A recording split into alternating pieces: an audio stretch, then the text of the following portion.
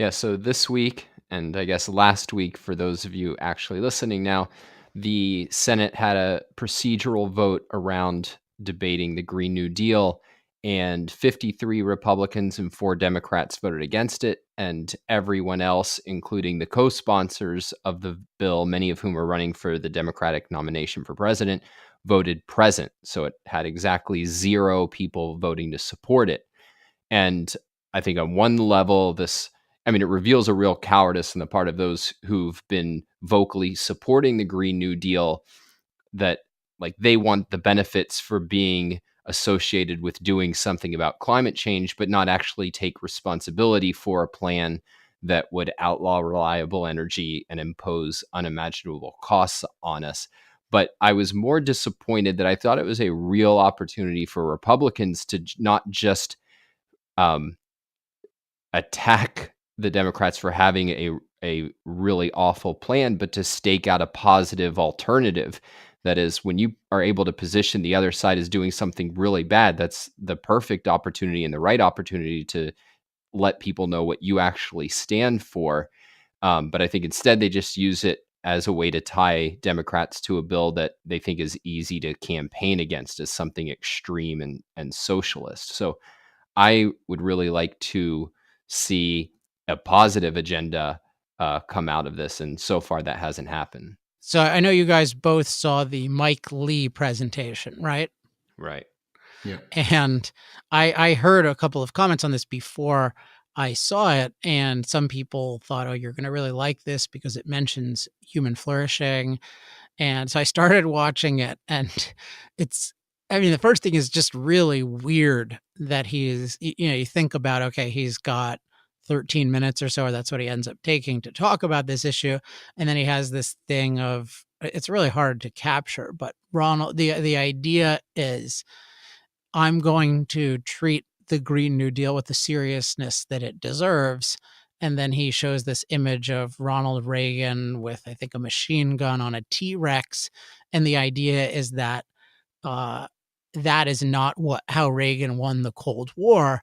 And by the same token, the Green New Deal is not how we're going to win against climate change. Now, unfortunately, there's no definition of climate change, no specificity. And so there's this, so it's a kind of clever thing, though. Okay, he's saying it doesn't deserve any respect. And then I have to say, I laughed at a few points, particularly where he brought out, I don't even know the reference, but I think it's from Star Wars, maybe. It's Yeah. some, as a Star Wars thing, like some, I forget what the animal is, but some kind of, flying or sea thing. And then there's like Aquaman. And the idea is that these are what would be replaced.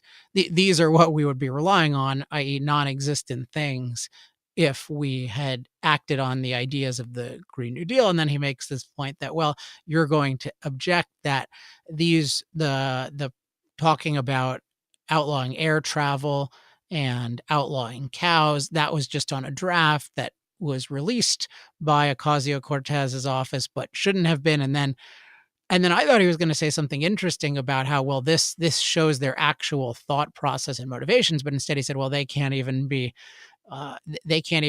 have a good press release management policy, yet they're trying to manage our whole lives. And that was a kind of a decent point to make. But so it was a lot of time ridiculing. And again, there are a few things that I thought were pretty funny, but then there was the idea is, okay, what's going to happen at the end? What is he going to say positively?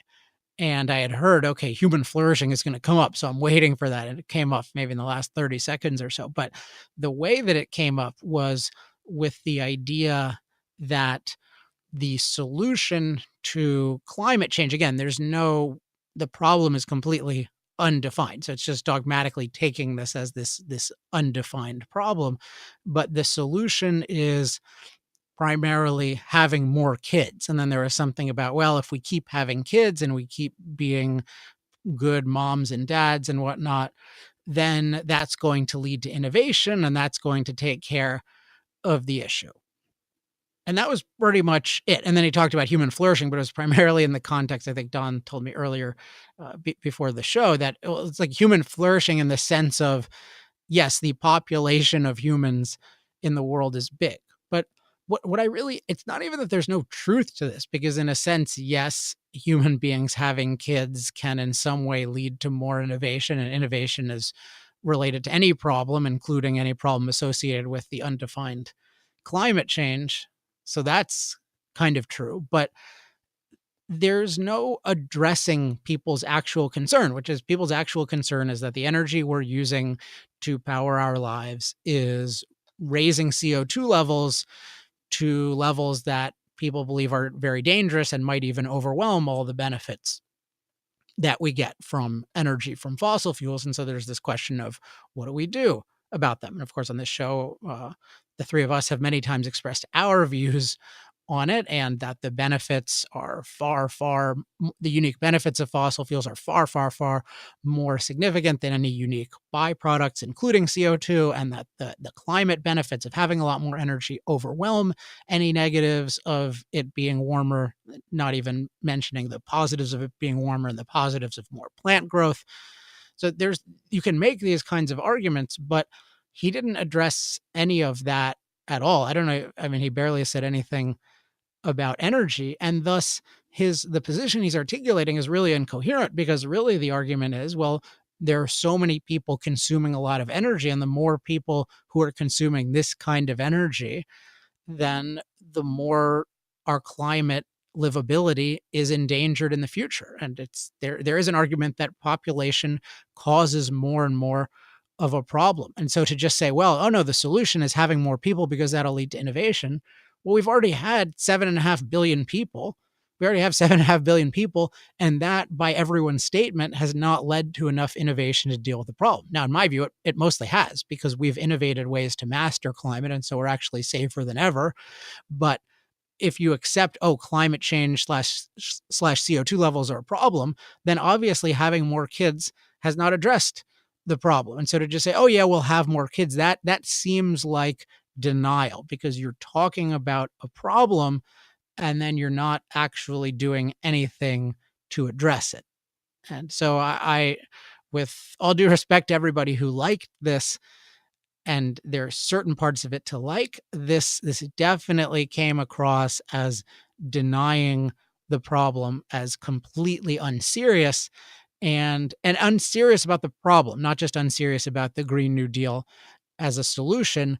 And therefore, it just reinforces the idea that there are these courageous people, mostly Democrats, who are trying their best to earnestly fight an urgent problem, versus the reality, which they're doing their best to fight an urgent solution, which is billions of people having cheap, plentiful, reliable energy, and then the aspiration of billions more having it so that they can make every aspect of their lives better, including the livability of their climates and the quality of their environments. So disappointing, still the need for a positive alternative, and the need to properly demonize this 100% renewable movement.